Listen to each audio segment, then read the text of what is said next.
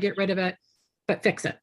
And I think just saying like, hey, you had it for all these years, you did nothing with it, you've been a terrible neighbor, and now you want this other approval. We're saying in order to get this other approval, fix that, which it's just a different way of saying it. It's just, anyway.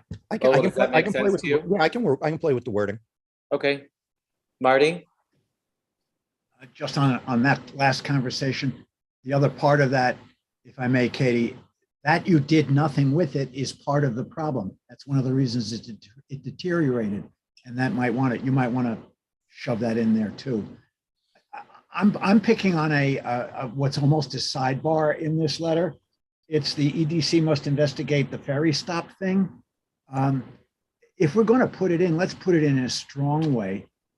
This sentence is very weak. EDC must investigate and report back on the feasibility. Seems to me that Jeffrey, help me out on this. If we're going to ask for a ferry stop at one of these piers, let's make it a strong ask.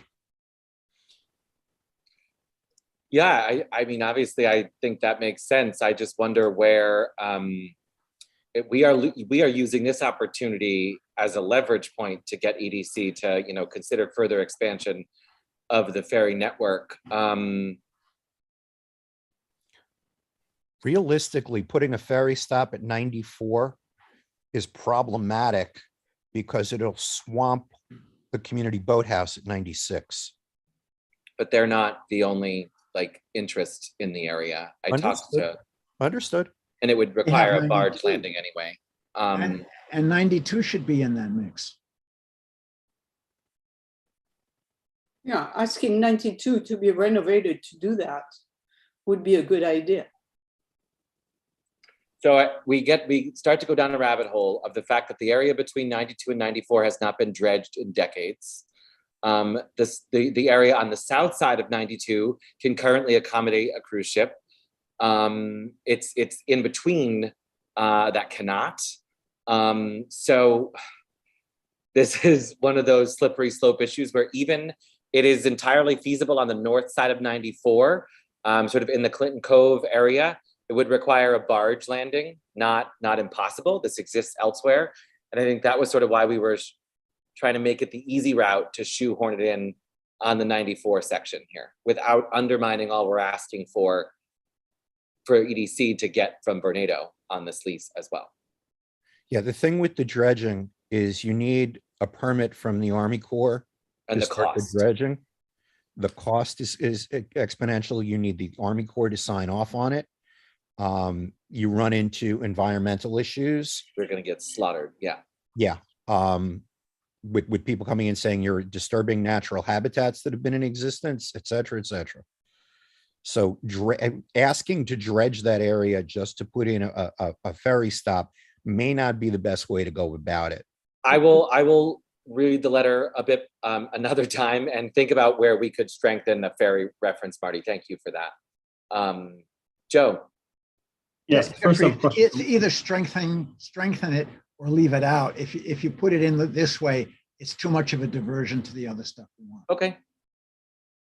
Joe? So I have a question and a suggestion. Lowell, what exactly is the public approval happening here? Could you explain? You keep saying permit. What is that? It's a special permit because the land is owned, the piers are controlled by EDC, and it's a special permit issued by city planning that gives city EDC the right to enter into a lease with Vornado for the property. So it's the actual public approval of the lease. Right. It's the public approval of the permit is what's in front of us right now. Right. The public approval of the permit, which authorizes the lease to happen. Yes. Okay, great. So here's a thought for you, Lowell. If in fact there is going to be income coming from Pier 94 on an 88-year lease, I would suggest that we request that EDC bond against that income to do the improvements for Pier 92. Because the income stream exists, EDC has bonding capacity, and that'll be a way to raise capital money to do that really replacement of the piles and the deck of Pier 92. Does that sound like a viable thought for you? It sounds like a great idea. I don't know the economics of it. The pile repair at Pier 40 was $100 million. Much larger in scenarios. Much larger pier. But if you're going to do 92, you've got to do 92 and 94. And I Oh, don't. 94 would be Vornado's job. I think the condition of the lease makes Vornado to have to deal with that. And So, Lowell, Yeah, go ahead. this letter, so this is almost like we're asking, we have to, like, this has to get approved, and then we need EDC to float the bond on this guaranteed income once they sign the new lease, right? So is this a step two? Is this, should it be in this letter, or is it a separate request? No, you want a commitment from EDC that they are going to go through down that path. Yeah, I think we added to the EDC. That's what I was getting at. So the letter that I did not share with everybody, which is a short and sweet one pager and a real slug at a real gut punch to EDC. I think we could include this in that letter. Because you want to note that you want to dedicate that income specifically for debt service on bonds to repair the infrastructure of Pier 92. So it's very clear that it's not just going to go into the general treasury or EDCs to do with which they will. Lowell, does that make sense to you? I actually think it goes in the Vornado letter, because the Vornado letter gets attached to the city planning letter. And Go to both, but I mean, it's in this paragraph on C where you would articulate that 92 is now, EDC problem, but EDC is going to have to take the revenue of 94 in order to take care of 92. Right. Okay. Okay.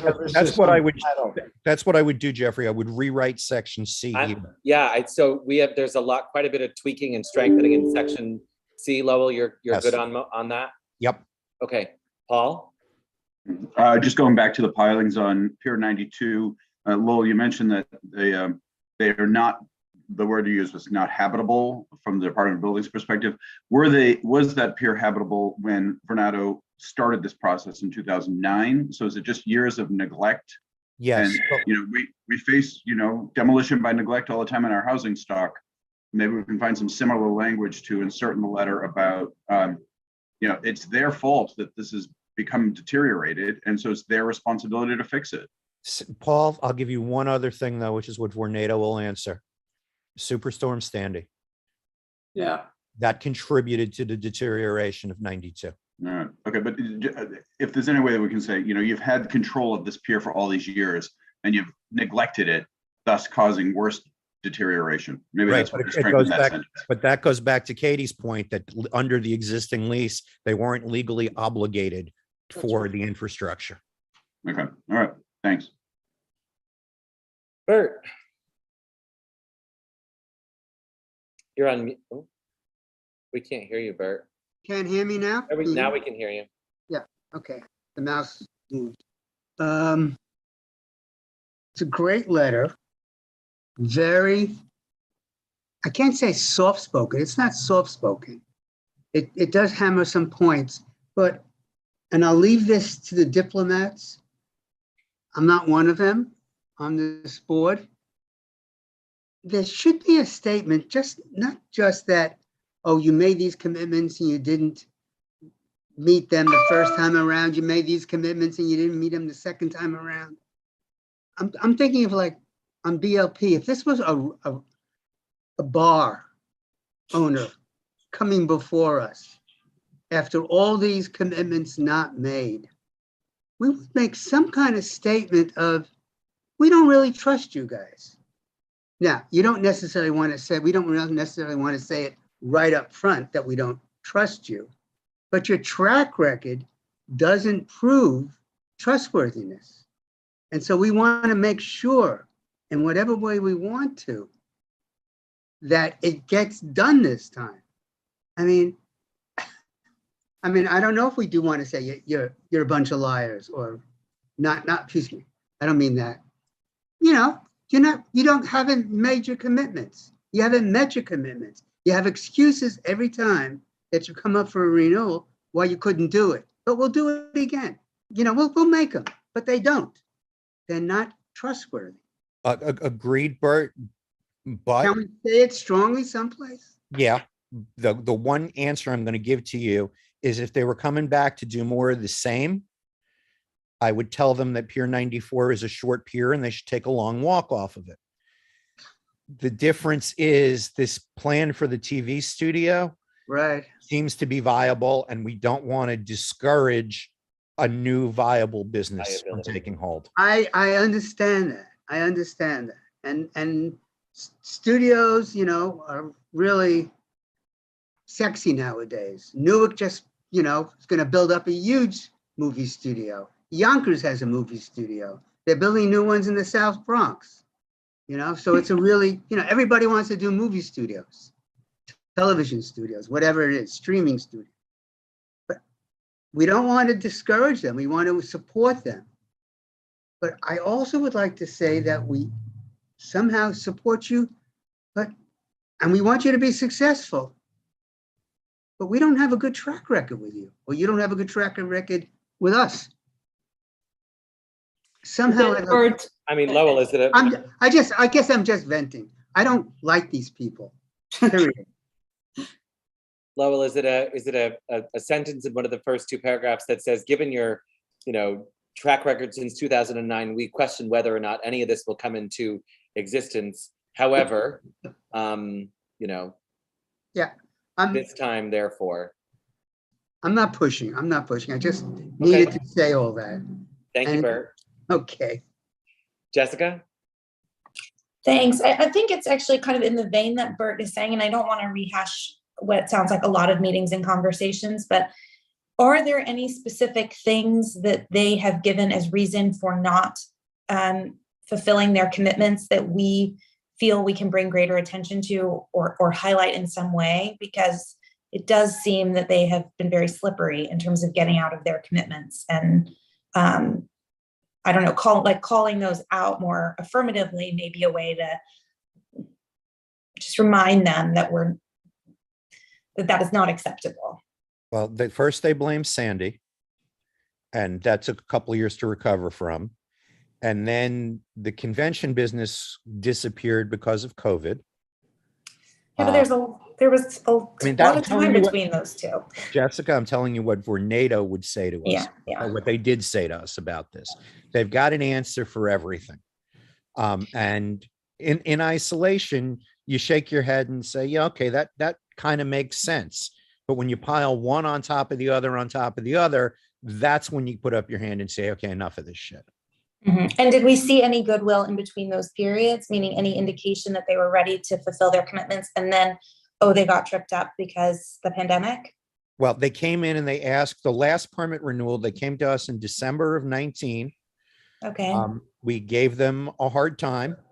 And the letter went out in 2020 that said, if you don't do it this time, we will vigorously oppose any further extension. In 2 years, right? Yeah. And then the pandemic hit. Okay. So there was no convention business. Yeah. And in the meantime, 92 started falling into the river. All right, Christine, final. So yeah, following up Bert's point and Jessica, I mean, you know, is there a way we can ask for it to be a penalty if they don't do what they are saying they are doing? So in 3 years, if I understand properly, in 3 years, if they don't do what they are doing, they lose completely the permit, right? Which we know at that point, they will probably go and renegotiate and default on the lease. Could we ask for a penalty of X million so that, you know, for non-execution of their contract, in a sense, and so that this would be money we could use the city could use to execute some of the things we have been asking for now 15 years. Christine, do you have a Swiss bank account number you'd like them to deposit the money into? Yeah, sure. Let's see, before Jesse has one. No, but I'm serious. I mean, you know, sometime when people do contracts, they have penalty. We could ask EDC to build a penalty into the lease. Yeah. Penalty for non-compliance or non-performance. Non-performance. Yeah. Right. I really like that idea. Right, because it has been, it's a fact, it has been now 12 years. It's not like 2 years, right? Yeah, I'm going to rewrite section C in its entirety. Okay. So Lowell, it sounds like all of this goes into that section, right? Yeah, and this is the part that EDC and Vornado never even wanted to discuss with us, Of that course I not. brought up and that you brought up and that, whoever Christine brought up, Yep. they were trying to brush this all under the rug.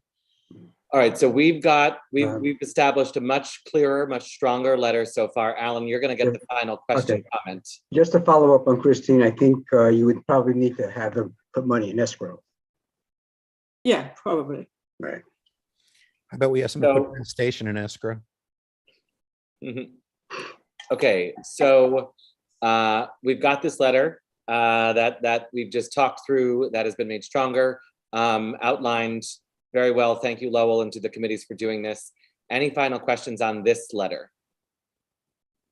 I will take a motion to adopt as amended. Motion. Thanks, Christine. Is there a second? Bert. Thank you, Carrie. Second. Any objections? Present, not eligible. Abstention. Excellent. The letter passes unanimously. Thank you, everybody, for that. Now, separate from this is on the same topic, the letter that I failed to share, but is a short and sweet summary of basically the board's relationship with Vornado since 2009. In 2009, we did this, and in 15, 16, it was this, and 19, it was this. Here we are in 2022. And then as a part of that, to remind EDC of the long and mistaken history, we will then attach this letter that we just voted on to this summary sheet as well. Jeffrey, to be clear, you said to remind EDC, it's to remind city planning. Yes, thank you. My apologies. It's to remind the City Planning Commission of the history, and then to note our position to Vornado and EDC on it. It's really just a summary. Katie? Thanks. So the letter's addressed to whom? It's addressed to, Okay, so just the letter we just voted on goes right, to Vornado and EDC. Those are the two entities negotiating. right. We are also going to be sending a separate letter, which is just a summary of our relationship with Vornado, EDC, on the topic of Pier 92, 94 to the City Planning Commission, who has to issue the permit. And it's a deny unless. Yes. Yes, it's a deny unless, and the unless is see letter attached. Right. Second letter is copying everybody else, right? Right. Yes. The elected, etc. Yep. Right. Bert, does that make sense to you? Yeah, Answer your that's what I question. wanted to know, who, in addition to city planning, it should be addressed to the elected as Sure. well. Even though I see on the first letter, Eric's name is there, but Well, that's because of EDC. We wanted that very plain, but I think on the letter to City Planning, we'll CC Everybody. all of our electeds. yeah, and I have a, Lowell, I have a question going back to the process. Yes, The sir. permit issuing process. Is the city council involved at all at any time along the route for the? I do not know if the city, I'll be honest with you, Bert, I do not know if the city council has to ratify the permit issue from city planning. I mean, I asked that because that gives us some leverage. Well, the City Council obviously had a say in the original ULURP, which created this avenue for Reno to do this. But I Right. don't think there's a formal process now. What about the BP? What about the BP? Jesse? I was saying typically I would want to confirm with city council land use, but city council can call up anything that's a land use action. They typically, there's a lot of things that city planning has to sign off on and approve of that they don't call up because of the small nature of it. But we can certainly ask city council if they can call it up. I mean, we asked them to call up, street code renamings. We used to ask them to call up enclosed sidewalk cafes, all those types of things. So, sure, we can ask. Okay. It's a good idea. So any questions on the summary? I will take a motion to adopt the summary letter to the City Planning Commission, which will attach our letter to Vornado and EDC. Marty, is that a motion? Thank you. Christine, a second. Bert. Any objections? Abstentions? Present, not eligible? Excellent. The letter passes unanimously. Thank you to everybody for this discussion. Lowell, Christine, Marty, Leslie, appreciate it. Jesse, do we need a formal request to have city council call this item up? I'll ask. I'll figure it out. If it needs to be, it'll be an administrative letter at best. So I don't think we need to. We don't need. Okay, perfect. I just want to confirm though, for the way it looks on a full board agenda, just so we're clear, I think we're saying we voted on both letters. We can list it as one item. Is that all right? And say it's ratified anyway because we're sending it before, but that we're listing the entire package as being both letters, the summary letter connected to the longer letter. Is that okay? Or do we need it to be listed out as two separate letters? I'm comfortable with one letter. Does that sound right to everybody else? We took them up as two because of who they're going to. Two letters, one item on the agenda. The That's board fine. can ratify as one Yeah, item. 2 letters, 1 item, but Thank you. typically for 2 letters. All right. Thank you. Great. Thank you, everybody. Item 2 was removed. Just an update on the Chelsea Piers lease. The Hudson River Park Trust voted to adopt the lease terms with Chelsea Piers, with great thanks to Lowell for the 1 no vote as the trust director, who really heeded our call to do more. So thank you again for that, Lowell. The good news is the letter that Chelsea Piers responded to Board 4 with, a 23-page document, is now formally attached as an addendum to the lease with the trust. Lowell, anything to add there? No, it went through the trust board pretty easily. What I heard repeatedly in private conversations with the other directors is that the efforts of Board 4 and the advisory council made this a better lease, and they truly appreciated the way we went about it, and that we improved things without being completely antagonistic, and we're very complimentary of the people involved on this board. Thank you for that. Predominantly that came from Vicky Bean, which Chair. no longer with the city, but she's still the chair of the Hudson River Park Trust. Great. Marty, a question on this? Could you please say something about what, if anything, is going to happen to the street, What, the east side of the buildings? right. So they have rejected the proposition of removing 1 lane and going down to 2 lanes and widening the sidewalks. They have accepted to do a number of things along the sidewalk to make it better. And at the end, we have suggested that they should look at their parking booth and maybe widen the sidewalks. And they verbally said, well, we are going to continue. The text says essentially we're going to continue to look at those issues, every 2-3 years and evaluate that. Yeah, Marty, the discussion at the trust board meeting was that we fully expect Chelsea Piers to come back for more stuff down the line. And by incorporating the addendum, we now, the trust board and the trust executive officers now have something to point to that says, well, if you want something from us, you already have our ask list. It's a good cause for follow-up. Yeah, I did not think the language was strong enough in guaranteeing that any of that will actually happen. It is dependent upon Chelsea Piers coming back and asking for more things from the trust. So for that reason, and the complete inability of Chelsea Piers to even rationally discuss closing a lane, that's why I voted against the lease amendment. But as Jeffrey noted, I was the only nay vote. Thank you for that. I think we're going to have to live a long time to see changes on that street. Yes. And thank you, Lowell, and like I said, to again, WPE and Transportation for a Heraclan effort on this that definitely improved the process. And it was a point of pride that my name was used in some negative manner from the folks at Chelsea Piers because of all we got them to do. So thanks everybody for this. Item 3, board member in-person and remote attendance policy. We took this item up previously, so we do have something we have voted on, which provides for a hybrid policy. The definition of hybrid meaning committee members basically in person, and then public participation virtually.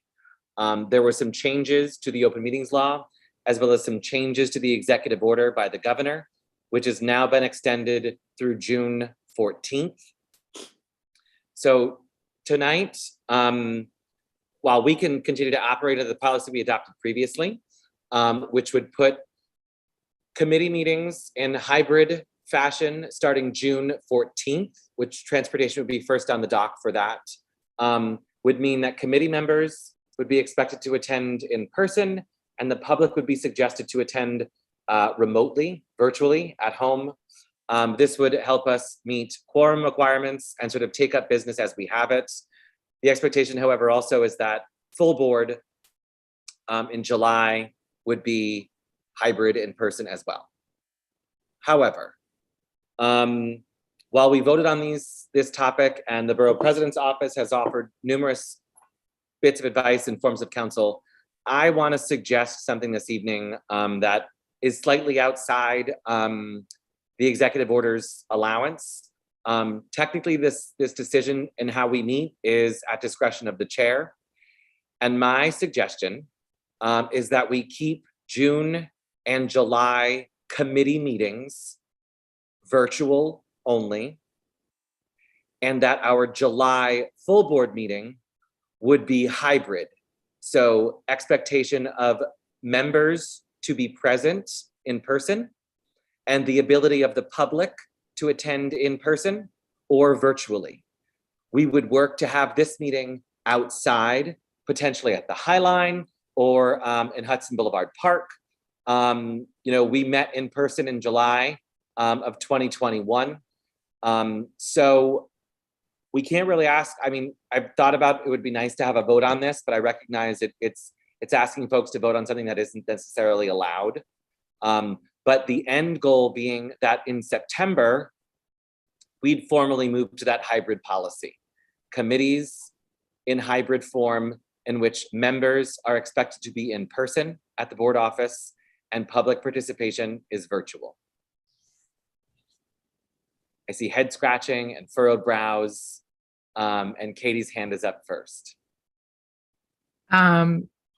So the idea of having the full board outside in July, sounds intriguing.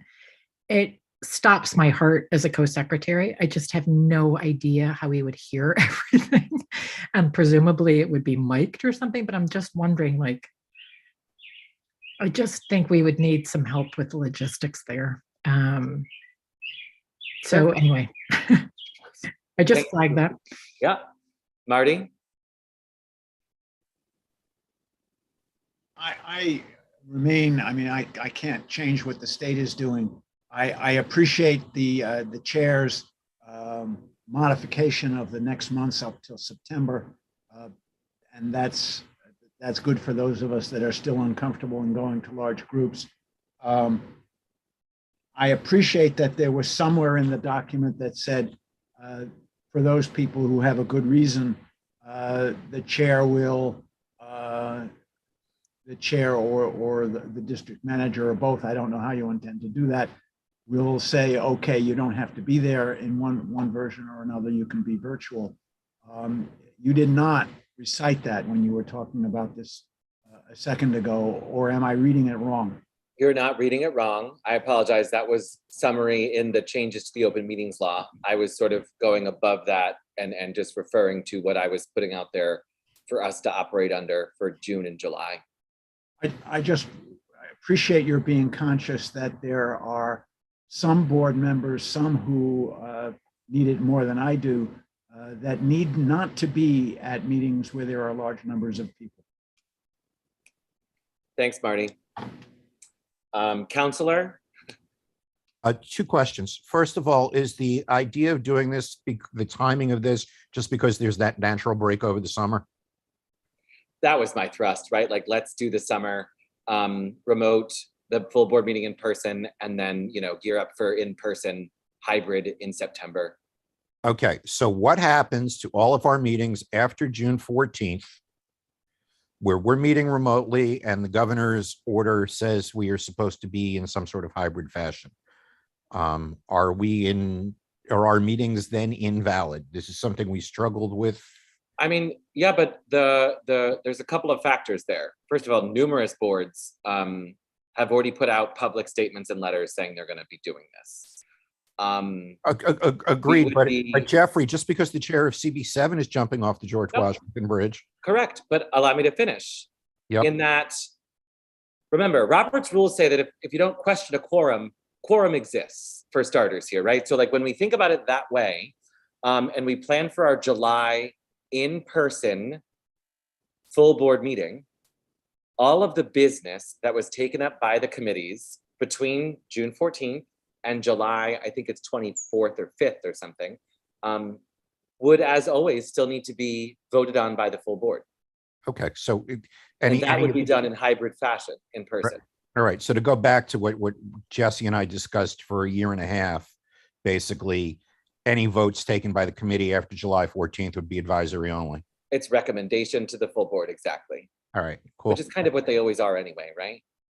Yeah, I mean, but just to be clear, we wouldn't even if someone was going to call on that, right, and say you actually aren't allowed to vote, you aren't actually allowed to make a motion, if we're in violations of the open meetings law. So I just, you know, just some clarity on that. So I mean, we would need to, in my opinion, while I think it's the best thing to do, right? It's a silly that every 30 days we're nail biting, and when we know there's this natural break, but it would need to read differently on the full board. It wouldn't be a committee vote. It wouldn't be a committee, unless that's what we're saying. And we're saying we're going to just say those remote committees, committees that are being held remotely, are we consider regular committee meetings, and we're suggesting that they took votes that counted. I mean, I would certainly recommend that we continue to operate our committees as they have for the past 2.5 years, regardless of the change in this process. Having the vote is important, so that way the board sees when they take it up as a full board where the committee lied, just like we always do. So, you know, the tricky thing is here, we're not in compliance, but we're doing it as we've done for the past 2.5 years. And that's been my approach. So I know it's not exactly to the law, but it's where I was thinking of coming from. Jesse, and then Can Joe. I jump in before Joe? And I appreciate this to a second, just for clarity's sake. The document that Marty referenced is what needs to be voted on tonight, whether we agree, whatever discussion goes on about not, you know, continuing fully remote throughout the summer, because that will allow us by law, by how the law was changed during the budget. We as a body have to vote on a policy. We have to present it to the full board, and we have to have a hearing to be allowed to do what Marty is saying, which is if there's a minority of groups of committees members who want to be remote for health reasons or other such reasons, they can be. We just have to be able to pass that as a policy and be able to put that on our website. So I would just like to ask, maybe if we could just split the two, look at what I wrote as a policy.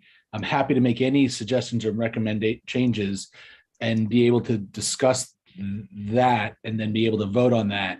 So then we can get that off the table, and then we can talk maybe about what we're talking about in terms of. Yeah.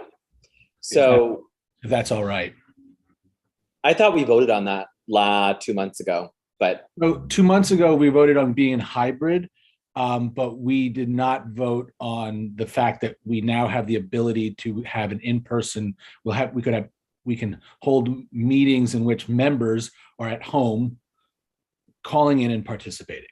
Hmm. The difference is that now, while a quorum has to be in person, the remaining members of that committee can be at home. Any members of that committee can be at home, participate fully. And that's due to a set of circumstances such as health, illness. I mean, I listed them in broad spectrums on the policy, but that's what needs to be voted on. We have to be able to say we've come up with this policy that allows full board members to participate in committees remotely. Before, we were just talking about doing the whole thing in our office. Okay. So we are voting on an exception process, Basically, yes. essentially, which is fine. Yep. Joe, you're on mute, and then Carrie. Yeah, not what Jeffrey's, just for clarification, not what Jeffrey's talking about. I'm at sorry, all. I should have, I got ahead of myself on that one because it was an easier route. So then I would move that, I want to come back to your issue in a second, Jeffrey, but I would move that we vote on, quote, the exception policy in order to be in conformance with the current hybrid/exception law. Is that correct, Jesse? Is that correctly stated? Sure, that's fine. That works. Okay. I think Carrie wants to have I just have a couple questions, yeah, about that. So, sorry, I'm going to try to keep track because they're sort of all leading into each other. Jesse, just to be clear in my head, when you say fully participate, do you mean vote? If you're remote? I mean vote. Right Okay. now, you cannot currently vote if you were Right. on the board and you're calling in remotely, Yeah. unless you make the place where you are publicly knowledgeable. to Right. everybody. I'm going to Pamela's, This- right. That takes this out of the equation. What it does, it just requires a majority or quorum of the committee to be in person. So I have a question about how you define disability, and that's not just for me, but like I think in general, I'm not sure. It's pretty vague. And the reason that I'm asking is that if you take all four of the things that you listed, which I think are great, I think this whole idea is better than, so much better. What if you don't get quorum? Can we not try to add something in where you cannot? Joe's shaking his head. Meaning, so Good like, question. someone's kid is sick and they need to stay home. I have a disability, somebody else, and we don't get quorum because the video option is available. Yeah. So I foresee this. I was saying this to Jeffrey earlier, and this is something that me and Lowell talked about as too, is that I foresee this happening probably more often than we'd like. And there is going to end up being what we ended up talking, what I was referencing earlier about the other topic Jeffrey was raising, was that I think what you'll end up having is while maybe we won't have a quorum in person, you will have a majority of the committee there and present, either in a mixture of remote and in person, and you'll have the agenda item presenters, and you'll have the public. And what are you going to do? You're going to say, "Well, sorry guys, everybody go home. We're just not going to comment on this today." That's not going to happen. We know that's not going to happen. You guys are going to run your meeting. You won't be able to take a vote because you won't have quorum technically, and you'll be saying you'll build a consensus, and a new business letter will be presented. Will be sent in the letter will be sent in the normal time as it normally always would be, but it will be listed as new business because it never got an official vote out of. We can refer it to exec also, Jeff. We can definitely, if you have the time and ability, you can refer to exec, obviously, right? Like I think there's some committees that turnaround will be hard, right? ACEs will probably be able to pull that off a lot easier than, let's say, housing, because you're right, you're 3 days or sometimes even less away from each other. But yeah, that's what's going to happen. So I foresee that happening. This is all new, right? We are on uncharted territory. My job and Janine's job and Nellie's job is going to be kind of like a restaurant host, trying to placing people and making sure we have just the right balance to have it. And so there will be probably some hard calls to make, if we are one or two down to really say, okay, can you really can't make it, you really can't make it. And I think the disability thing or the illness thing, I'm using the language that the law provided. So just to be clear, like, again, this is why we're having this conversation. I'm in very little position to be able to say what person's, illness or disability or family, taking care of their family members warrants them to not be there or be there. I'm going to have a wide berth with that because it's just not something I were a committee chair, I were faced with having to determine what the consensus were, I would ask for a vote to determine that consensus. That's sort of swimming between the line that you drew. Right. Yeah. You'll just have to use a different name because that's what happened to us in some committees. Yeah, it's happened before, by the at way. BLP, where people say, well, you're just doing a recommendation, etc. So we became very, very sensitive about the words we are using. Yeah, you just have to make sure you make it clear it's non-binding, Marty.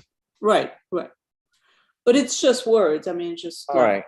A sense of the consensus. Let's vote. So Joe made a motion. wait, real quick. I'm sorry. Just can we go stop for 1 second? Carrie, I think JD, I'm going sure to. Carrie had other questions. Are you good, Carrie? That's great. Thank you. Okay, and I think JD has his hand up. JD. Jeffrey and Jesse, this is very tough on you guys, I know, but I am so uncomfortable with this. First of all, I don't think you, Jeffrey, or Jesse should be put in a position where you're going to determine whether somebody should show up or not. This is not something you guys should be put to have to decide. Secondly of all, I don't understand fully, and please clarify Jesse or Jeffrey, at a committee meeting in the office, are we going to encourage applicants not to come? Is that the idea? So it would only be committee members in the office. Is that correct? I would like to encourage and strongly recommend that anybody does not need to be there for a quorum to not be there. If there is a particular set of applicants that, let's say, for land use, that you guys, you guys really need them in the room, right? Something like that, we can figure that out. But in general, I would be promoting a remote option. I understand that, Jesse. So my question is, we don't know. It could be other people in the room. You will encourage, but we can't restrict. A. Correct. B. Yeah. The public meeting. I'm comfortable as your DM saying to people, I can't require vaccinations. I can sort of now require masks. It's sort of like recommended to wear masks, but it's not the law. So all I've got is social distancing. And in my mind, that I'm maximizing social distancing for the sake of my board members. And so if that only allows 3 seats or 4 seats from the public to be in that room, there's no standing room only. It's not one of the old days where we're jamming them full of, everybody sitting next to each other. There's 4 seats and those 4 seats get filled up. I have no problems explaining that to the public to say, we are at capacity due to health CDC and health guidelines. You can jump on the phone and watch this right now. Actually, probably hear it better, by the way. And so that's what I'm willing to do. Because I agree with you. There's just very useful. There's no way, unless we have a big, beautiful space that we can control completely all the time, that has all the space in the world to allow 50 people to sit, socially distanced from each other. We are not, it's not going to work. So this is what we got. I understand that, Jesse. I'm just trying, again, you're in a terrible position, you and Jeffrey, and we are being controlled. The problem is what is driving this is the political decisions, not the health decisions. Because the last time, as Jeffrey said, in June of 2020, we had to meet, and yet there was another rise in COVID. So Well- it's very concerning to me. Jesse, I know you're in a difficult position, but I'm just trying to understand what we are being asked to do. So What we are that's, being asked to do. I'll just say, Uh, just remember that any EO, any emergency order from the governor to the mayor supersedes this. This all goes on the shelf, back to the shelf. We go back to full Right. remote. So right now, we're Right. still in EEO world. Come June 14th, we could be in EEO world till July 14th. I Right. can't, I can't, we don't have the magic 8 ball that tells us that. We wish we could. That's the whole reason why Jeffrey's recommending this idea. So, but yeah. I mean, And Jesse, my feeling is if the borough president would give you and Jeffrey the ability to impose restrictions like vaccination request, mask, social distancing, that would help a lot. But they won't do it. we've asked, their council, SEL, has been, really combing and scrubbing and giving all the advice that they've been able to give. I'd like to make a motion. Okay, I have a motion on the floor, actually. So I have a motion on the floor, so I Oh, you think have a that we motion are on the there. floor. Sorry, second. Second, thank you, Christine, I appreciate that. So this is on the Exception memo, the process, the policy, exception process. the exception process, the letter that was drafted in the Dropbox. Right. Any final comment? Great, there's been a second. Any objections to the exemption process? Abstentions? Present not eligible? Excellent. That passes unanimously. I appreciate everybody's thoughts on that.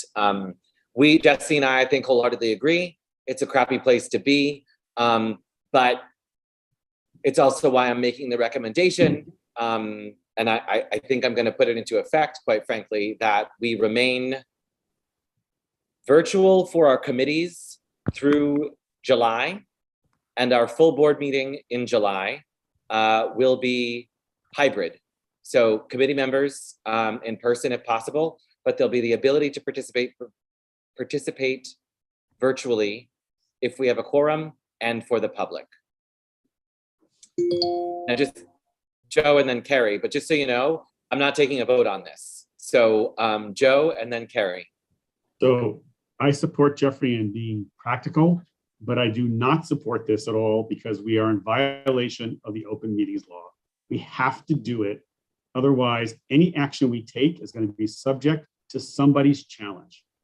Jeffrey, it makes perfect sense from a practical point of view. No, I understand that, but not if the full board votes to ratify. And if you think No. about it, the fact that we do I don't feel comfortable running a committee that is contravening the governor's order. It's just, I don't care what any other board has done. I want to recommend to you, Sure. it puts us on incredibly thin ice. Yeah, It I is not understand that, which is appropriate to do exactly that. why the reason it actually works this cycle is because our July full board meeting is at the end of the month. So we ordinarily wouldn't be taking up June letters until end of July anyway, which is also after July committees meet. So But no committee chair. a business They are standpoint, calling for a vote because there will not be a quorum because it's not consistent with the open meetings law. It is not consistent with law. How do we act like this? Even though it's the practical thing to do. I know, I'm with you on the substance, but the law says we cannot act in this way. but And if it's all of us- the committee's letters are actually not worth their weight until the full board takes action on them. So regardless, no matter what. No, the full committees board always has to actually vote. right? We ratify or we collectively adopt. So no No, matter they- what, We don't do that. We vote and make a recommendation because we have a quorum at hand. We will not have a legal quorum at hand. Right. Okay. So So therefore- Joe, what you Harry? can do, what you can do is you can ask for the sense of the committee. I know how to do that, Lowell, but I'm saying it, to put it in a policy is a really foolhardy thing to do. I'm sorry. We Yeah, should no, not- I don't disagree with you. It's not a I struggled, Jesse and I struggled with this for 2 years, how to deal with this. So I understand exactly where Jeffrey's coming from. Carrie? So obviously, selfishly, completely contrary to what Joe just said, and I apologize for, I don't mean to make light of it, but I was wondering if you could extend it through August because of BLP. I mean, I think that That's wrong. I always forget that BLP is the outlier and meets in August Right. also. The intention was yes through September, Great. and at which point our full board in September would be hybrid and formally committees would be the rest of September also. Thanks. Jessica? Yeah, I mean, just to pick up on this idea that no one would show up in person, I guess recognizing that this is a temporary measure to keep people safe, as we're still a lot unknown, and cases for those who are most vulnerable are troubling. I guess I would just, like, every committee chair can also do specific outreach to try to ensure a quorum for the meeting of July. Like, and it's not a fail safe, but I think some targeted outreach to try to get people to show up could mitigate this issue, and particularly for chairs that are concerned about engaging in this time with which they may not have quorum, could take efforts to make sure that they have the bodies in the room that they need. And though it is always hard for me to show up in person, like, I'm the person who loves being Zoom, but I'm happy to do my part to show up, and imagine others will feel that if it helps protect others, that they would too as well. Yeah, I mean, I agree with you entirely that it's the other issue is the sort of resource management of it as well, and sort of turning on that machine of the committees. So, Katie. As a retired lawyer, I certainly appreciate Joe's position that we should comply with all laws. But I actually do believe that there is a way to comply with the laws. And as you say, if you get a sense of what the committee is suggesting to the full board, and then it's fully adopted by the full board, I think that there is a way fully to comply with the open meetings laws, even though it may not be officially a vote at the committee. But I'm also willing, I mean, I know, look, at Mark Levine's office and other offices, there are lots of lawyers looking into this to see how we can do it best. And I think we could come up with some suggested language for each of the committee chairs to use to make sure that we are enabling us to be in compliance, even if we are doing it remotely in July. So, and I will commit to looking into that as well and helping to solicit and provide some legal guidance here. But I do think there is a way, Joe. I don't think it's flatly in violation of the law to do what Jeffrey is suggesting. We just have to be careful about how we do it. I would also say, I mean, given the way the numbers are going up and stuff, and the fact that this keeps being extended, this all may be truly a moot discussion, because it's going to be, I think everybody's going to be allowed, or actually required, to continue to be remote. But anyway, be that as it may, I do think there is a way to do this legally if we do it carefully, and I will help craft some language that could be sent out to the committee chairs to make sure that we're doing it correctly. Thank you, Katie. Christine? Yeah, I agree that it's a good precaution, and we keep changing every 2 minutes and it doesn't help. And third, that if we use the right language, we are probably going to be okay with the law. If we talk about consensus and we say we don't have, if we go in every meeting and say, and it's, by the way, we're talking about 1 or 2 months, and say we don't have a quorum, so we're going to do consensus. We already do that when that happens. So that's, we just need to have a right language at the beginning saying, look, we're not going to have a consent, and we have a consensus, and it will go as new business, and we'll go from there. And again, it's only 2 meetings, so I don't think this is, and the full board will vote on it and will make it, real. So I feel that it's a good accommodation for the next 2 months. Thanks, Christine. Joe, and then I'm gonna go to Mike Noble. Yeah, so I strongly suggest that we, if there is not the quorum as per the law, we just say there is no quorum. And we do not take a vote ever. We just say that we reach consensus for referral for new business. And I think, Katie, that's pretty much it. As long as we acknowledge there's no quorum and we're not taking a vote, I think the board is protected in its actions. But that little script, Katie, maybe you could write out for all the chairs, because that'll be it. Because, and further, in that this will be listed as new business. So it's really clear that no quorum, consensus, new business, just like we do that iteration of the executive order stuff at the beginning of every meeting. And I think we're covered. It's just that when we try to slide around it, then we get in trouble. So Joe, do you mean that there would be no vote taken except at the full, then everything moves to the full board for a full board vote? No, there would be, like, for example, a lot of times in housing, I don't ask for a vote. I go around the room and say, how do people feel, blah, whatever. And we have a consensus. There's not a vote of X to Y. I think the only time that's going to cause trouble for BLP when something's close, Right. because you're not going to be able to achieve a consensus. And then you have to report out the general consensus was, you know, it just as long as it's documented, then we're never going to be in that position of acting contrary to what the law is very specific about. That's my thought.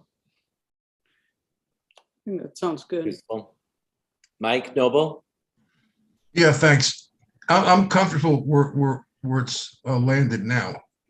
My question is, just to be clear, if we have a committee meeting without a quorum present in person, but there are people who are excused, so to speak. I mean, I don't know what the word is, but they fall into this category of people who are medically or whatever not able to show up in person. Are they now able to vote? So That's the first discussion, no? No, well, that's, I want to know what the law says. If you are able to excuse someone for health reasons, and that person is remote, will they have a vote or not? And will they? So Mike, yes, the answer is the law allows it. If we vote on what if the full board approves what the exec committee just voted on, and we hold a hearing at the upcoming full board based on that policy, and that gets voted on at the full board. Yes, that means members can be at home or wherever they want to be and participate fully, as long as that number of those members are not the quorum of the majority of the committee. Okay, so that gives you great latitude, all right? It is within your discretion to decide who it is who can actually be remote and vote at the same time, right? Right, but however, you're telling me that being remote and excused does not count toward a quorum. Is that right? Yes. Oh. It does not count towards quorum. Okay. But the vote counts. Yes. Well, that's an anomaly, is it not? Yes. Good. Well, That's let's the put law. that. That's the let's law. put- That's let- the well, law that's been let's voted, that was approved by the state for the next Good. 2 years. well in when we form our policy and we all get to vote on it, let us make note of that fact. This has an inherent defect in it. This law does, right? That's my comment. Listen, An anomaly. It's an anomaly. It's an anomaly.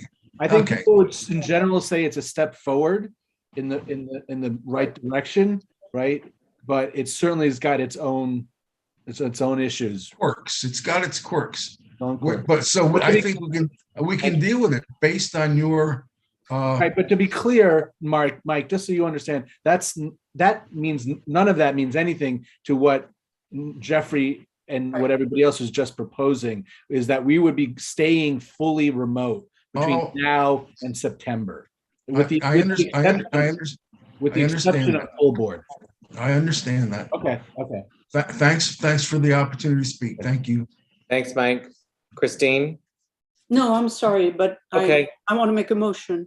There's no motion to be had. Oh, I'm sorry, no We are motion. moving right along to the next item on the agenda. I want to make a no motion. Thank you. So received. Thank you, everybody, for that, for taking up that first topic. We'll obviously be talking about that next week at full board. Affordable housing plan is not yet updated. We were not in receipt of it. So, frankly, a lot of this was pushed because we wanted to have something out in time for the state legislature, for the mayor, but better to have a quality product than put something forward that is not. So ongoing discussions to be had at the housing committee. Stay tuned in June for more on that. And then likely in July for something to take up. Joe? Yeah, the first portion of the plan is coming to the full board that was voted on by the committee. Well, I'm not sure that is, is it going to be out for review? Because I think it'll come out tomorrow or Wednesday in total. And that's what I wanted to report. The sections are sites completed 2015 to 2020, sites under construction, under public review, completed public review, the HPD development pipeline, and then affordable housing preservation, illegal demolition, and 421A expiring units. So part of the reason I know we talked about this last week, but part of the reason I'm hesitant to take this package piecemeal is because you can't consider what's needed without knowing what's been done. And if we're taking those up separately, and given it the density of the document, not the building, but the document, I think we do need to consider it as a whole and not as parts here. And I know a lot of discussion was had this past month on that, but I just, from a full board I'm reporting out the committee's vote. The committee voted to bring the portion that it spent pretty much 2 months on, because we believe it's hard to digest the whole goddamn document. And then the more complex parts are being considered in June, which will go then for the July meeting. We felt these were most consumable. That's why we pushed them through. Yeah, I know that's the hard part, is that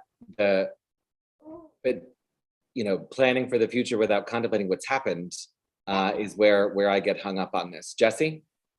I was just going to ask to confirm, Joe, in the past, you guys did a really good job of putting that like 1-page memo where you would line out the changes so people weren't expected to read every word of the 84-page document, but I'll be able to quickly get to the changes and be able to understand them. As I think that would make that would help. Yeah, obviously. a lot of we decided to defer the new or complicated things to our June meeting, but on the items that were just sort of the housekeeping, pulling it all together, saying here's what's what, we voted to present those, and we're going to do a nice cover memo. We're going to do that too, Jesse, the list of sort of this project moved from this group to that group, or whatever the hell, or this project was abandoned, whatever the hell it happened. We started with that when I think we started doing that when I joined, when Christine was chairing. I think it made a real big difference on how to like you said, synthesize it. So I reckon I would think that's a good idea to keep doing. Yeah, and I think, Jeffrey, it'll be helpful because it'll be one thing to talk about versus the more complex ones that are going to take a lot of time at the July board, because there's some new ideas in there, Yeah, I just it makes me nervous to stamp one and then prepare for the other one, which, as you point out, is going to have new ideas, be complicated. If the board members want, they can just send it back. You're right, Joe, that you're right. And as long as, I think, to Jesse's point, as long as we have the memo, then that's going to really be the sort of guiding document for consumption. Okay. Thank you for that.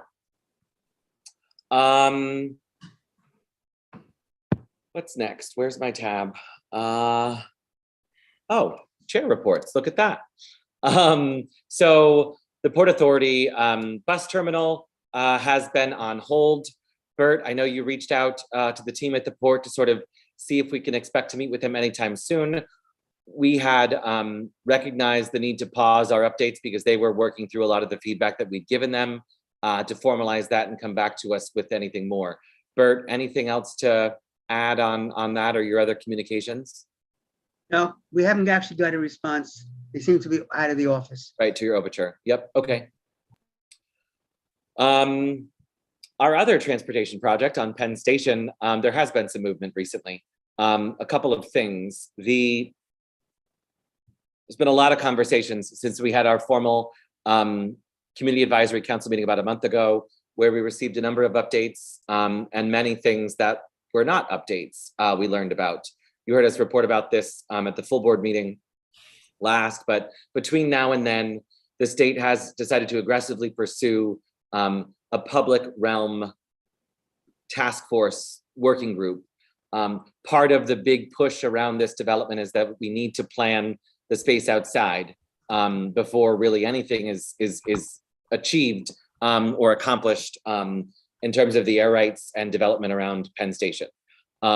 So accordingly, ESD has actually been talking to the city. The city likes this idea. The state is putting together a working group for public realm improvements. Community Board 4 gets 2 seats on that working group, as does Board 5. The city will be on it along with the relevant agencies, ESD, Vornado, some other community members. And then it is highly likely that WXY, whose principal is Claire Weiss, will be contracted to run and be the moderator and sort of visionary planner for the Public Realm Task Force. Claire and her firm WXY have a lot of experience in this. They came and visited us on the CACWAG and the Community Advisory Council working groups as part of this, and we're a big part of helping the state see the reason why sightlines are so important. I made very clear to the state that I was very concerned that we, the CB4's Penn planning group, which is myself, Christine, Lowell, and Paul, that we're very concerned. This seems like a flashy object they're trying to distract us with. They're using it to pull, the wool over our eyes as development will continue to move forward on the sites. They acknowledge that. They saw the concern there, but inherently, the plan is going to move forward. One of the announcements that they're going to make also is that there'll be $50 million committed up front for public realm improvements. Some of the things we were seriously concerned about were that, sure, promise us an improved 8th Avenue, but if that doesn't happen until X site is developed, well, then that might not be for 10 or 20, 30 years. So the upfront commitment of cash to the city to make these public realm improvements is new and very important. And then we also anticipate some other announcements in the next month or so as it relates to the overall development plan for the area. But basically, ESD's board is expected to meet the end of June to, I believe, vote on or codify the EIS findings. And then in July, they will vote on the GPP plan. So Christine, Lowell, Paul, anything else to add there? Would the meeting be hybrid or in person? No comment. I was just going to say one word. Squirrel. Squirrel. Christine. So are we going to see the revised GPP before it goes to those boards? That's an excellent question. Because all along they have committed certain things, not big things, but small things. You remember there was a slew of modification in the process. Last year. Mm-hmm. We have not seen how it's communicated within the GPP and whether it is committed or not. So I think we should request to see a revised GPP as much as possible. And Jeffrey, I would say we should ask for it in advance so we could have time to digest it, maybe have it come to a hearing at the board. Right. Or before we go to talk to the ESD. And yeah, that's, and then there's the issue of that railroad group, right? What was the name of that? The SAG group or? Yeah, the Station Advisory Council, Station Advisory Group, not having any community members. Right. So that's the second thing, right? Which is an issue because outside of the GBP, there is all the stuff which is being done within the railroad, where we have no visibility and no access to the people, no input. And I think those two things would make a huge difference if we could get that. You didn't report on the meeting we had with the elected. Do you want to talk about the single governance and the residential All piece? meetings? Yeah, I guess I was looking for this moment, and I was going to continue to go on in our stuff on that. So you'll recall that last year the board adopted a number of recommendations from the working group to ESD. One of the key ones in that list of recommendations was the creation of a single authority or single entity that would be responsible for managing what really is 3 or 4 significant infrastructure projects in the model of a development corporation, a la Hudson Yards Development Corporation, Moynihan Station Development Corporation, or what might be more appropriate is the LMDC Lower Manhattan Development Corporation, which was created in the aftermath of 9/11. So we have agreed to push for that. Some of our electeds did raise concern about adding another level of government, another layer of bureaucracy to this. A main question is, what would this entity be able to do that ESD or MTA is not already empowered to do? And the question is nothing, but it does create a single lane for recourse and accountability. And so there's a letter being drafted that Board 4 may be a signatory to, because we indeed did call for the creation of this single authority. And we are awaiting whether or not that will actually happen. We had, and a lot of this stemmed from a meeting with our elected officials on this topic last week. Any questions on Penn? Okay. Christine, Sanitation Planning Working Group. Yes, we have been meeting every 2 weeks. Has been really interesting. We have invited a number of agencies, activist group, experts, developers, and now at the next level, the next meeting, we are going to look at some numbers, like how many buildings of how many units are in the city, and then starting to pull together the recommendations. And then we'll do that at the next meeting, which is next week, and then the week after, 2 weeks after that. And then we'll be ready to, send it to each of the committee to look at it and build consensus about it. Great. We get to talk a lot of trash in the coming months on our respective committees. So thank you for that, Christine. Other small meetings, I think I mostly covered them. We've had meetings with, we have an upcoming meeting with city planning. Can I ask you a quick question? Sorry. Sure, Katie, go ahead. This was back actually to Christine about the sanitation working group.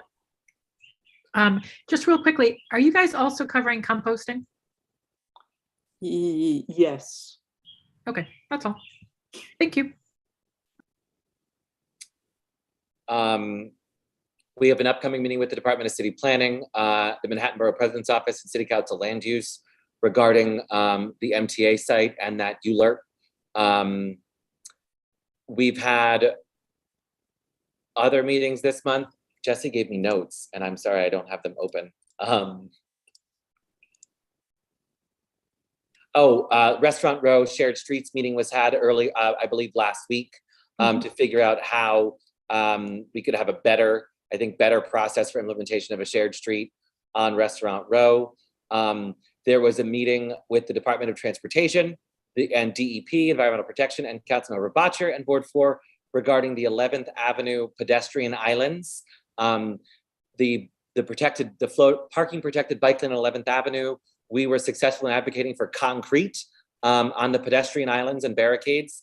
And we learned along the way that they weren't going to put trees in them. DOT said, there might be some utilities in the way. We dug in, the council member dug in, and now we've been assured there'll be tree pits put in where they are possible, because in some places there indeed are utilities. Christine, any updates on that meeting? Yeah, the way I came out of that meeting is that we were not going to get any. because essentially, right, essentially they told us that there was a gas line right very, very close to the two gas lines there. And, you know, once they say that, I think that that's the end of it, because, you know, you can't plant next to gas line, etc. And DEP has significantly increased the distance that they want from now their water infrastructure. So it's like 8 feet, which, I mean, you know, pretty much what it tells me is that from now on, when we are doing things where we are taking over the roadway, I think it's going to be very hard to get planted trees, etc. So I think they suggested that we use planters and above ground planting, let's say. So that was disappointing, but it sounded legitimate. Okay. To be continued there. We also had a meeting with Councilmember Botcher and an agency we talked a lot about earlier this evening, EDC. We did talk about Piers 92, 94 with them, but this meeting specifically was about shore power and our efforts and advocacy to electrify the ability of cruise ships when they dock at the Manhattan Cruise Terminal. Back in 2020, we were hot on this issue. We had green lights from EDC on their analysis and studying it and implementation of shore power. It basically, you know, I guess it took a long walk off a short pier. We have since then reactivated the discussion, thanks to WPE with Leslie and Marty leading on this. And we really are hitting hard on them. They have promised us that they have $500,000 in the current budget to begin a study in July of this year. Unfortunately, of course, it will be a study that says we can do shore power. We're trying to get them to not necessarily not tick that box, but what can they do concurrently to a study we know we know what the end result is going to be. Utilizing that $500,000 in the existing EDC budget also allows them to apply for a federal grant, which will then allow them to begin, I believe my understanding is, a deeper analysis on how and where they would bring the power in, what the need would be, and all that kind of stuff. There's a real about face from the agency on this, because the cruise ships have changed their positions significantly on this. In 2020, in classic agency form, EDC told us that the cruise ships will go park in New Jersey because Bayonne is so much more appealing than Manhattan. And we, of course, knew the value of our own city, the value of docking on the west side. And sure enough, fast forward to today, the cruise ships are leading on the issue, and they're pushing the city to actually install shore power. We want to make sure that as a part of that, the cruise ship should also be on the hook for paying for that infrastructure, whether it's a ticket fee or just literally building it into the lease and agreement that the cruise ship companies have with this. So it's an ongoing discussion. We've had some movement. We certainly want more. I'm going to pass it over to Leslie, who's really been leading on this issue, and then Marty as well. Leslie? Jeffrey, you pretty much said it all, but I do want to highlight one thing you said, which I think is really, really important and just a good illustration. When we were in these meetings with Con Ed and some of the elected officials' offices and EDC a few years back, they kept saying to us what Jeffrey said when we were pushing this, is that, well, they'll go to Jersey. They don't want this. The cruise ships is going to put up a blockade. We don't know if we can legislate on this. And we kept saying, look at what's going on in the world around you. There are other ports that are doing this. And they kept saying, kind of, we're afraid they're going to go away. How frustrating is it that now they're coming and saying, we're going to start doing this now because the cruise ships want us to do this. The cruise ships want us to get, green energy forward. I don't know if it's mind-boggling to me that is now what is pushing this. And I don't know what it illustrates. Well, to me, it illustrates a lot, but I just didn't want that. Jeffrey, you said it very well. I just didn't want that point to be missed. Yep. And Leslie, the cruise ships want it in part because they've been forced by other ports to Do it install the elsewhere. equipment to which they would be connecting if the connection were only there on our piers. So that's one of the reasons they wanted. I put my hand up because I wanted you to know that there was a forum at Penn South for the candidates for Dick Gottfried's seat. And the question was asked about shore power, and all of them signed on to at least a vague statement that they were in favor of shore power. Thanks, Marty. Also, I'm sorry, Jeffrey, I just lost a thought, but I'll get back to it. There was one more thing on shore power that I wanted to mention, but it just left my mind. So I'll come back if I can remember it. Thanks. Sure. Finally, from me, earlier this month, I was last Friday, the borough president, as is their duty, announced the new appointments to the Manhattan Community Boards.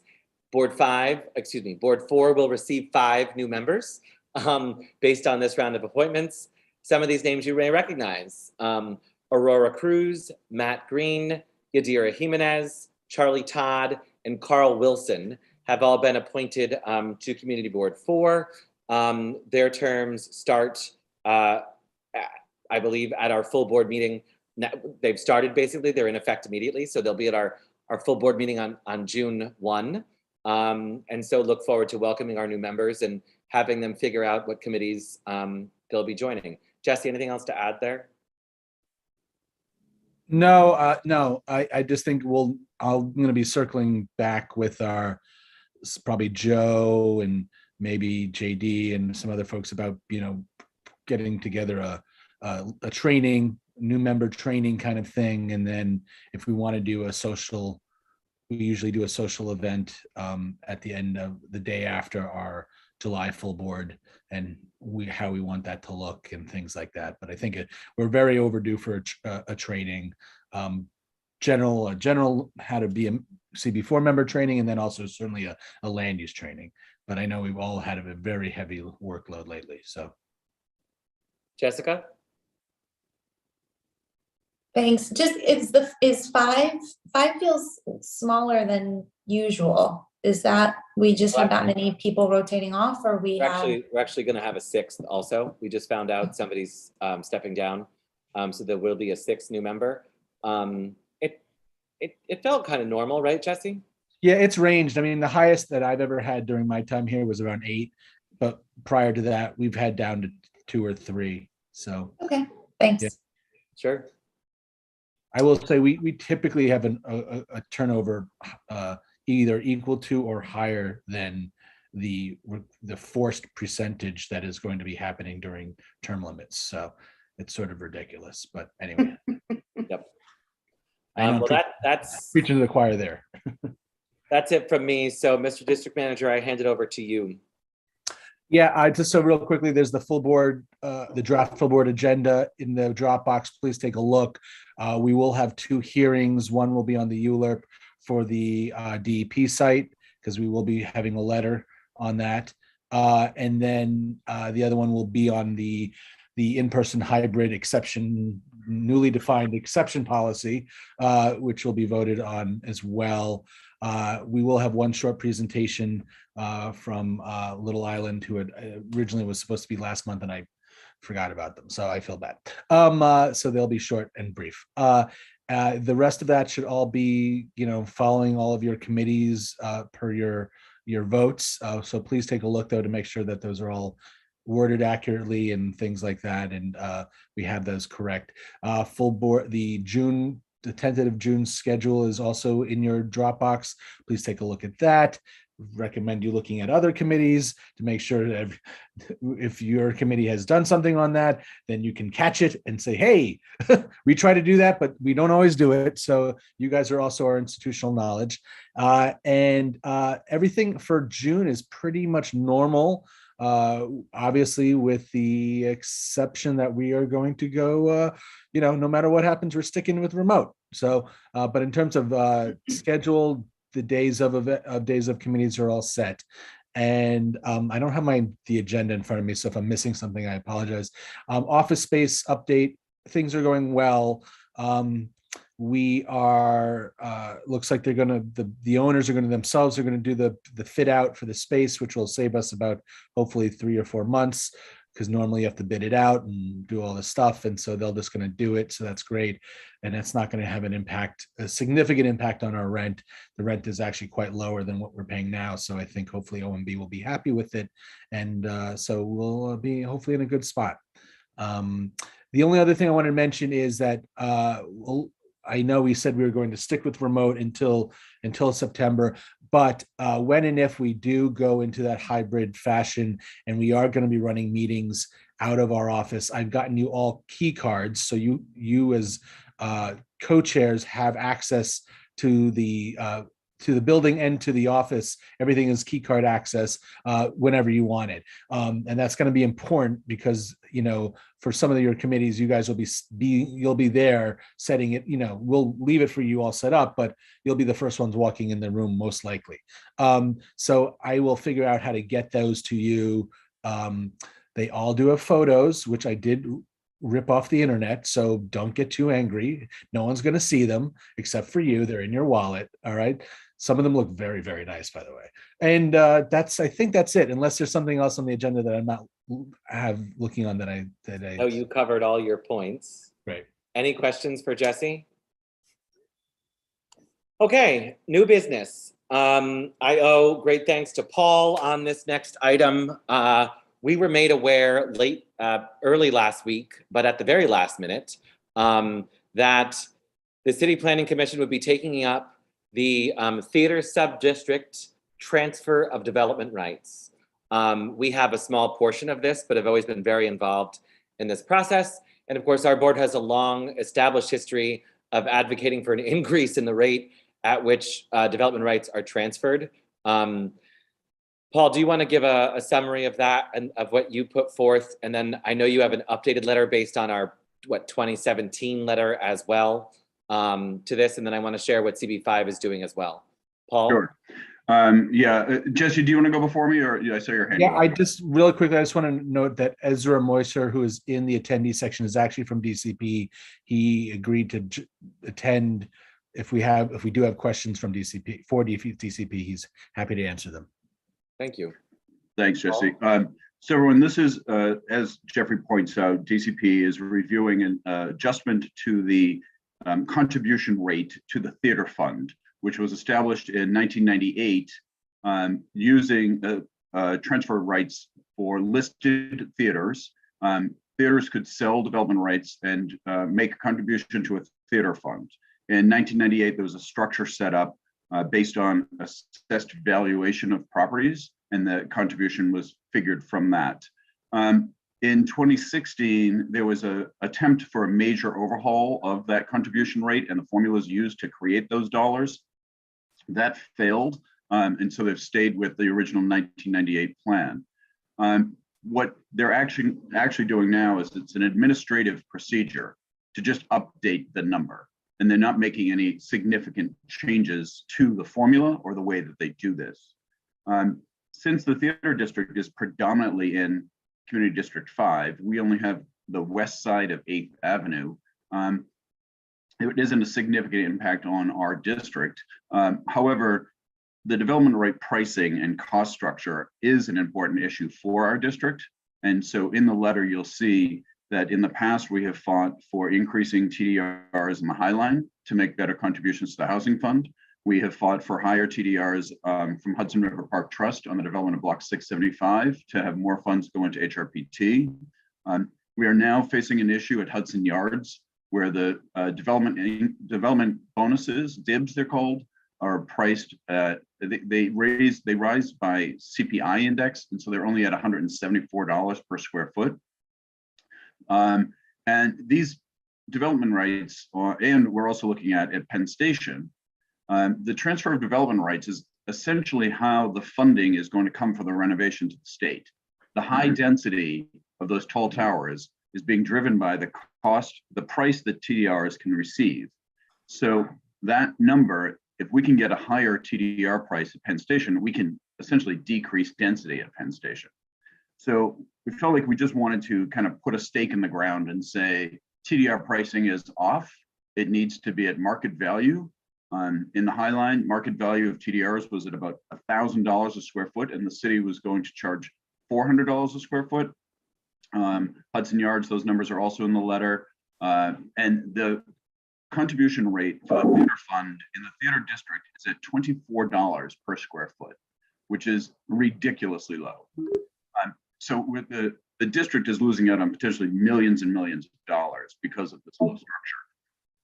Now, because it's an administrative procedure, there isn't an opportunity for us as a board to actually make a formal stand on this, but comments are welcome.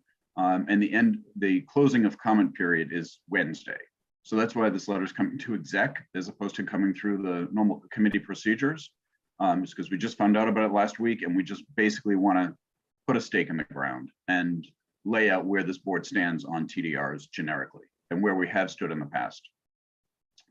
Thank you for that excellent summary, Paul. I feel like we could have a community fundraiser and quickly cobble together a lot of money to buy some air rights at that price, which is pretty ridiculous, frankly. But Joe. Yeah, I just want to know, we have to clarify, that's not the price of the theater development rights whatsoever. That's the contribution to the theater development fund. The price for the theater development rights are a private negotiation in between the theater owner and the buyer, usually of office buildings or hotels. This is a sort of a tax on top of that. So we have to clarify our language, because this is not what the TDRs are being sold for whatsoever. This is saying when you do this and you make that private transaction, on top of it, you, purchaser, must make a contribution to this theater maintenance fund that exists, like theater development fund.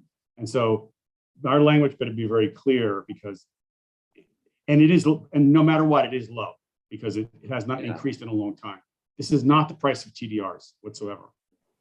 And if that's all, Joe, can you send me some suggested language to revise that then? Because I read the letter and I thought it seemed to be fine, but now I'm hearing you present it, it's not.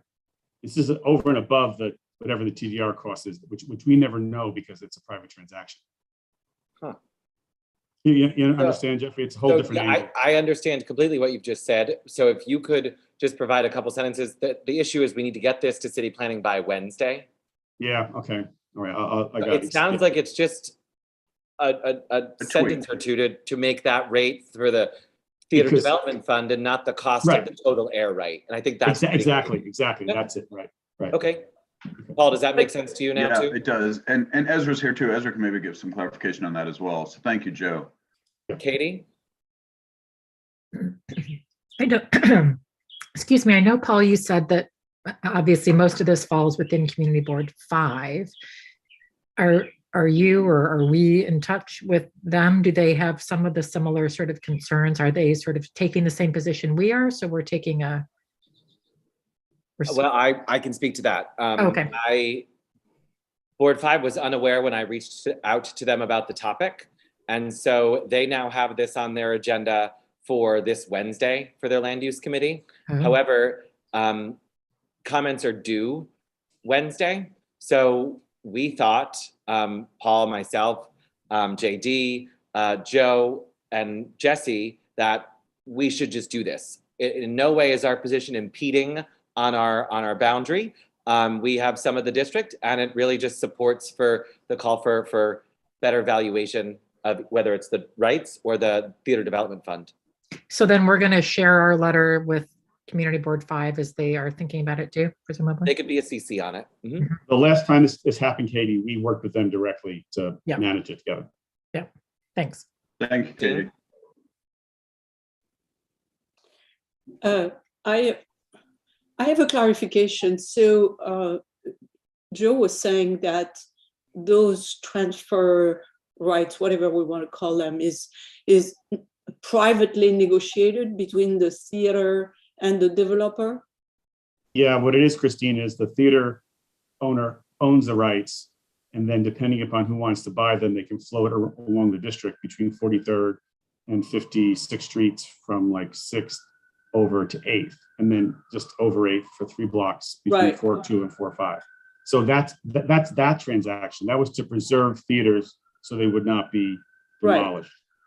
Right. And then on the top of that, there is a tax, which say it's a percent of that on the top, which is then put in a fund for the maintenance. I wish it was a percentage, but it really isn't. It's just it's a number, and then it's gone up. And that's been the big issue, right? As we're saying, yes, like it was an idea that was thought of and no one ever really indexed it properly. As we're And who is creating that number? It's in the zoning text. DP. DCP. Okay. So our letter is going to be about that number being, for example, a percentage of the sale, because that would make it on that would make it indexed on the market, right? Right, because the truth is, no matter how we do it, it's a minor part, but it should. Someone's making a lot of money, and there should be more recapture for the public. Right. So That's however it gets done, right? Yeah. So that presume that one of our recommendation is to say this is, you could index it on the price of the sale or whatever. Right. Because it's not even CPI or it's not any of that. It's like, some of them. Nothing. Right. Some of them could be much higher and some of them could be much lower because of location or whatever, right? So it is a flat fee that's being set, Christine. Yeah, but but the actual TDRs could be higher or lower. Right. You're right. What I'm saying is that what we should recommend is that it's a percent of the transaction. That would be Could Ezra speak, Jeffrey, just to clarify? Sure. Sure, happy to speak. So, hi, everybody. So it is a flat fee. And Mr. Restuccia really characterized it correctly that, it is a private transaction negotiated between a theater owner and a developer. And this is paid in addition to whatever the private transaction is. It goes into a fund that funds, a variety of professional development programs throughout the theater district and kind of the whole theater ecosystem. It subsidizes tickets and tries to broaden the audiences who attend Broadway. But anyhow, in 2016, there was a text amendment that tried to peg it to a percentage of a given transaction. That's what we did in East Midtown, with those TDRs, which also broadened, the ability for a landmark to sell to a variety of development sites. So those were supposed to actually be, they were going through ULURP at the same time. They were both supposed to be 20%, but the theater subdistrict one was withdrawn due to opposition. And so we basically then were back at square one with how we calculate it. We haven't, because that was defeated, we had not gotten around to updating the rate in quite some time because we were anticipating that in 2016 during that text amendment, that's when we were going to get a more accurate rate. So we're adjusting it using the old-fashioned way, which is actually kind of specified in zoning. We discussed internally how much leeway do we have to calculate it differently. But, unless the zoning text is changed with a more, I don't know, I wouldn't go as far as say comprehensive overhaul, but something kind of resembling what happened in 2016, we're kind of required to calculate it this way. And I'm happy to get into the math. I have slides, fun stuff like that. But the general gist of it is that it looks at the percent increase in the assessed value of the entire theater subdistrict per square foot. So you're basically taking every lot in the theater subdistrict, taking its assessed value, and then doing it from the last year you were looking back from, and then the most recent year. So in this case, it's between 2011 is the start and 2021 is the new one. So it is, some might say that it's relatively low. It reflects Department of Finance data from 2021. So kind of during a COVID affected period, you could say. So we were actually kind of surprised when we ran the numbers that it was so low. It was roughly comparable to what the rate would have been in about 2014, 2015. So it kind of reflects that, again, the theater industry was hit relatively hard. The assessed Department of Finance, values for these properties was actually lower than we anticipated. And so we're kind of tied to doing it to this data, and however DOF inputs it, then, we use it. I have a funny question. So Ezra, thank you for being here and sharing that. So the city is making an active decision to go forward with data that shows less value in the theater district, and therefore undercuts the amount we could get for the theater development fund. I think they're constrained by the zoning, unfortunately. That's what it sounds Well, like. no, but I hear that, but why are we using, why can't we take new data in 2022? Or why can't we take 2019, which was the last valid data? That had actual value. Right. It's an interesting question about 2019. I mean, we're supposed to use like contemporary data. It is a snapshot in time. 2022 versus 2021, actually, the way the data is released is in like 3 volumes throughout the year. And the 3rd volume of every year is the most accurate in terms of like going through and looking for, you know, errors in the data sets, outliers and stuff. So it's kind of considered that like the version we're using, which is last quarter 2021, is more accurate than what the numbers for first quarter 2022 would be. So I guess why do we have to go forward at this point, knowing it will undervalue Exactly. this cost? Why does it have to happen? Why take the action at all? Right. Why take the action at all? Well, I Why guess just- you know, this is kind of speaking hypothetically, but you know, if an application, you know, were to be coming in, if we don't take this action, then the contribution is $17 a square foot. So there, you know, there's kind of a missing out of value. What's So the current maybe, increase, Peg? maybe the recommendation we make then is that since this is an administrative action today, to get the price from 17 to 24, this should take action, but the DCP should endeavor to do a zoning text amendment to revisit the entire theater fund contribution rate. Should return to the 2016 proposed amendment to make it analogous to Midtown East. Yeah. And because quite frankly, between 2016 and today, any sale of development rights has benefited dramatically to the property owner, Right. not to the public benefit portion of it. So Ezra, was that opposition from was there concern among theater owners and that's why the city chose to pull it, or was it private real estate? It was That the theater the owners. opposition? Theater owners. Yeah, because they were concerned about that their rights wouldn't sell. They own the real estate. They wanted to they own the real estate and they wanted to capture more of the value, as opposed to public benefit, period. It's straight old profit, Jeffrey. Yeah. So it sounds like we have some tweaks to our letter based on what we've learned this I evening. think Marty had a question before we. Yeah, no, I'm getting to that. Okay. Christine, did you have anything else? No, I'm with, I think going back to 2016 is one thing. My guess is that there is somebody who has made an application and there is an application in the pipeline. And that's why they are reacting, because nothing happens unless the developer gets excited, right, in the city. Yeah. So that's that.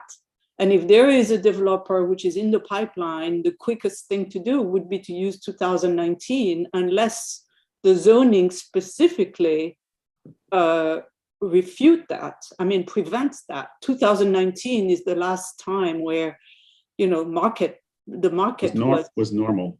Was normal, and taking any number after that is really not reasonable. So that's and if we don't have an urgency, which I mean, you know, I doubt that we don't have an urgency, because again, they wouldn't be doing that if there was not something. But then we should go back to 2016. That's how many of those transactions are left to be done? There's been about 600,000 square feet transferred, and maybe 650 something in the vicinity. There's 1.3 million square feet left. So there's plenty left. There might be a little bit less. Right. So it's really worth it to make the revision to the zoning, right? For the public benefit. Right. But as a shortcut, if they have a deadline, I think the 2019 would be the right. Could you tell us whether the 2019 could be used or not?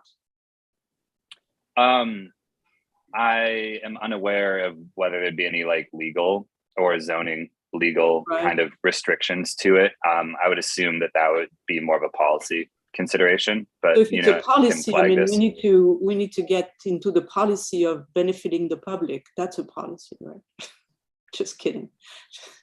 I know you. I know you. I know you. Concerns are understood. Concerns are very much understood.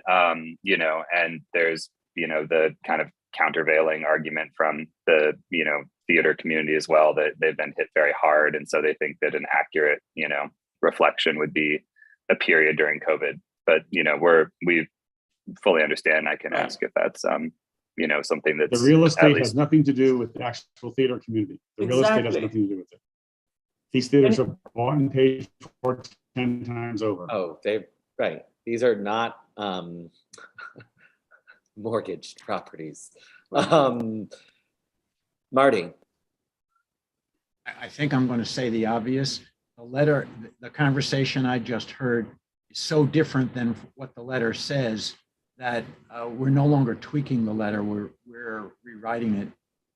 Am I right to understand that the $20 or 20, what is it, 27 $27 is about 3% of the $1,000 per square foot? That was the highest number I saw on the letter. It's not. It's different. It's not. It's not analogous. There's no $1,000 square foot sale happening in this district. Say that again, please. That is not analogous. There is no TDR $1,000 per square foot sales happening in the theater district. Highline is a high-end wild amount. Yeah, so that number is not applicable to the. We don't know what the number is. Right. No, but we don't know. We don't know those Marty, the point of this letter was really to give an analogy. Stand on using an analogy of development rights and air rights being undervalued by the city in a variety of different ways, through the contribution rate to the theater fund, to the Hudson River Park Trust undervaluing, to Hudson Yards undervaluing, to Penn Station undervaluing. And we want to, as a board, echo those positions we've taken in the past. And this is just, there's an administrative process going on at DCP.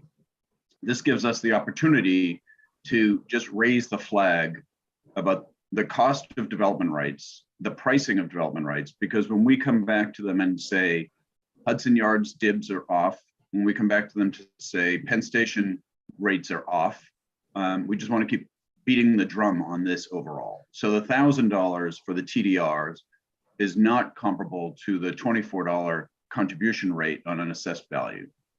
But the city's overall position on the valuation of these items is just undervalued.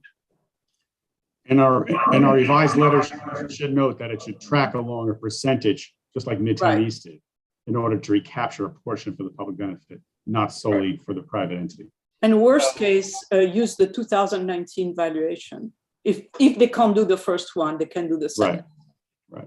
Well, the difficulty you have in writing this letter is that you're talking about the undervaluation of development rights, but the fee that you're talking about isn't, because it's not a percent, it's a fee, isn't related to the value of the development rights. And I don't know how you're going to articulate. It's just that that fee is way too low, no matter Period. which way you look at it. Yeah, Marty, it's a fee structure pegged to development rights and air It isn't rights. even pegged the way I heard the conversation. It's pegged on the assessment value of the property, and it's not added even on. pegged to development rights. Right, exactly. It's pegged to the assessment, which is lower. It's not even pegged the way I heard the conversation. It's just a number. Right. It's not even pegged to the assessment of the property. It's pegged to the whole assessment of the whole district. Like it's really. It's a very poor way for the city to be managing the structure of air rights. And so I think the letter is about, it's too low. It's too damn low. And I think we get to make a direct connection to East Midtown, given how recent that happened and the success that we've already seen bear fruit, frankly, from that rezoning. Right. Yes. Yes. You're saying two things. You're saying the fee is too low. The development standards are too low, and they seem to be two separate things, but they shouldn't be. You're writing a more complex letter than the one I read. Right. Yeah. We're going to have to make changes to it, Marty, to make it work. But I think Paul's perfectly able to do that, and I'll assist. Don't worry about it. Seriously. Yeah, because Marty, keep in mind, this contribution rate doesn't happen unless a private developer purchases air rights from the theater. So it is linked to the transaction. Not to the value, right? Now you're getting closer to what you're going to say in the letter. Yep, right. I'm just trying to troubleshoot what you're saying because I was confused.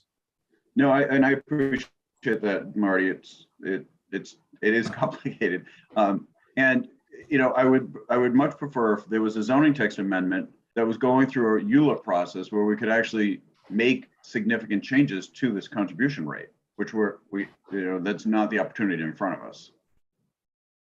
Right. But I think this conversation has proven useful. Paul, Joe, do you have a fair understanding of sort of the direction this goes now? Yeah. Yes. Okay. Ezra, thank you very much for joining us. We hope that you will both take these comments back and also develop that plan for the ULURP action so we can actually tie this value to the cost of those TDRs. Yeah. Also, for the comment period, I think that it's actually until like midnight of 5/25, and even if it was submitted like past that deadline, I think we would still feel very much, it's our responsibility to convey the comments to the commission. So, just a note on that. Thank you. I have too much work to do this week. I'm getting it done by Wednesday at 5. Thank you for that. So based on this conversation, there's going to be some changes made to the draft that Paul put together. Joe and Paul will confer on this. I'll obviously be a part of reviewing a final, and we'll get this out for Wednesday. Any final questions? I'll take a motion to adopt as amended. Motion. Thank you, Bert. Christine, that's a second. Any objections? Abstentions? Present, not eligible? Excellent. Another unanimous letter for the evening. Thank you, everybody. Any other bits of business? Oh, good. Jesse, thank you for all of this. Thank you, everybody. And we'll see you next week on the squares for full board. Bye, everybody. Good night, Bye, guys. everyone. Thank you. Thank you. Bye.